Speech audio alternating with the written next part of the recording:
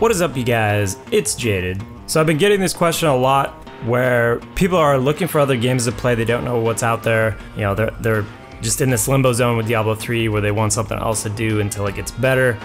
So I got a couple games here for you guys to check out.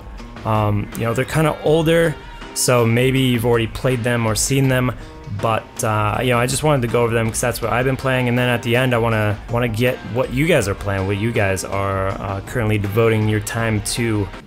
So the first game here is Bastion. Now, most of you probably already played this. It came out, I believe, last year, maybe? So it's been out a while and I never got around to checking it out. And I always knew it was a great game, I just never found the time for it. But this game is absolutely phenomenal, and I think you guys, if you haven't checked it out, should definitely. It's very cheap. I don't know what it goes for on Steam now, but when it came out it was even like $15. So very cheap, very affordable, and there's a ton of gameplay in here and it's very satisfying. So the combat itself actually has a lot of skill with it. There's a lot of timings. Through rolling, it's very snappy controls. The controls just feel really good.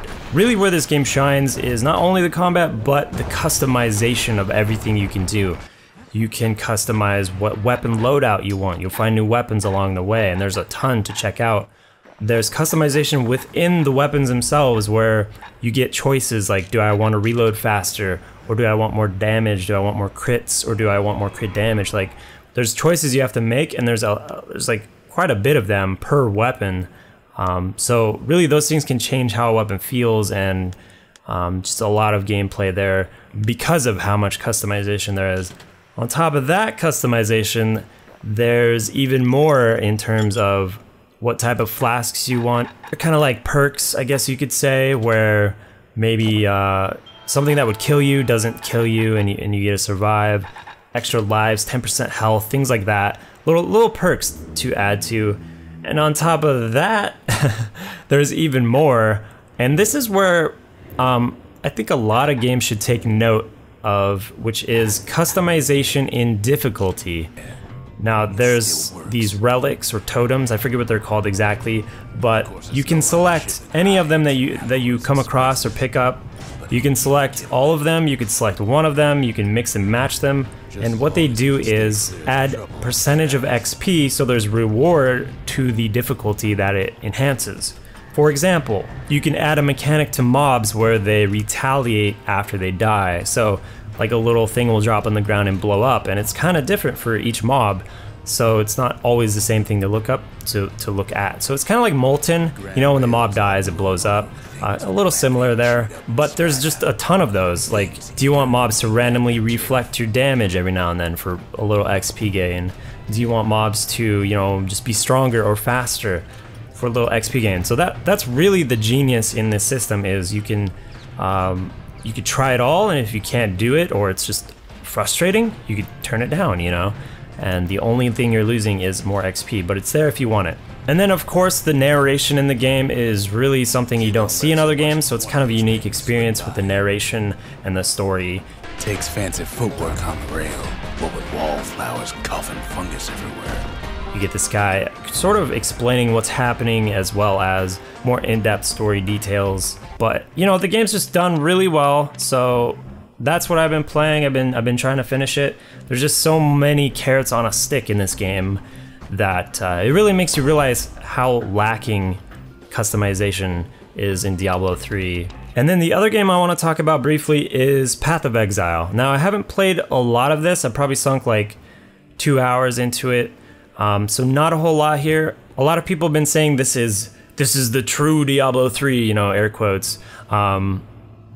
I don't necessarily agree with that. I think this game has its own issues, but for everything it does right, it does really well, and really like kind of unique, interesting ways. So for example, the skill system within this game, instead of leveling up skills or having a skill tree, there's like 2 different ways to kind of manage how you want to build your character. So the first way is through gems. You know, you get these gems, you put them in your sockets, and the gems just have skills on them, and then within that, those gems level up.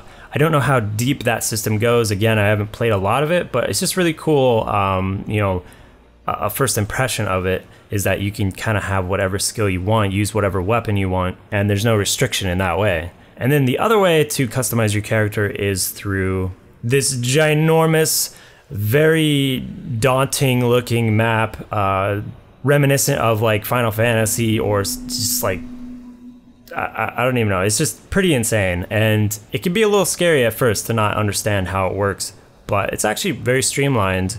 The only thing is you kind of want to look over like what path you want, like what are the big skills I want to take, and then kind of create your path that way. If you don't check out like a guide or something to help you out, which there's plenty of, I'm sure, on the internet. But the reason I bring this game up is because it's going to be an open beta this weekend, so you can check it out during, I think, Friday, Saturday, Sunday.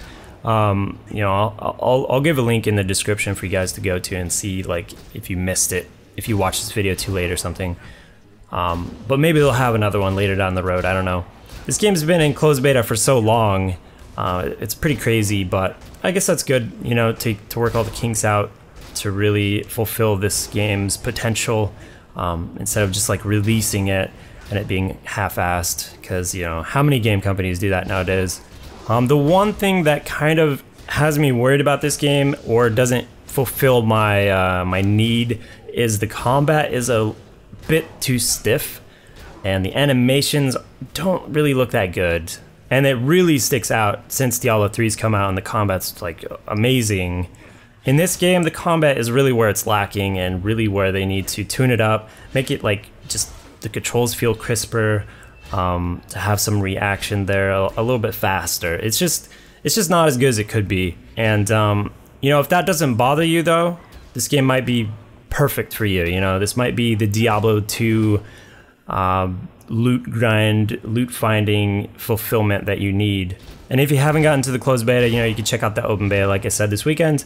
And I think that's going to be enough time to tell you, like, am I interested in this game? You know, you're going to get enough time to know whether or not you're interested. So those are the two games, you know, you guys can check out if you haven't. Let me know what you guys are playing. Games I'm looking forward to: Orcs Must Die 2 is coming out, I believe, on the 30th. I don't expect it to like hold my attention forever, but it just looks like a really quick, fun game that you can get into with a friend and really enjoy. Other than that, I mean, Borderlands 2, which is coming out in like, I believe, 2 months or something like that.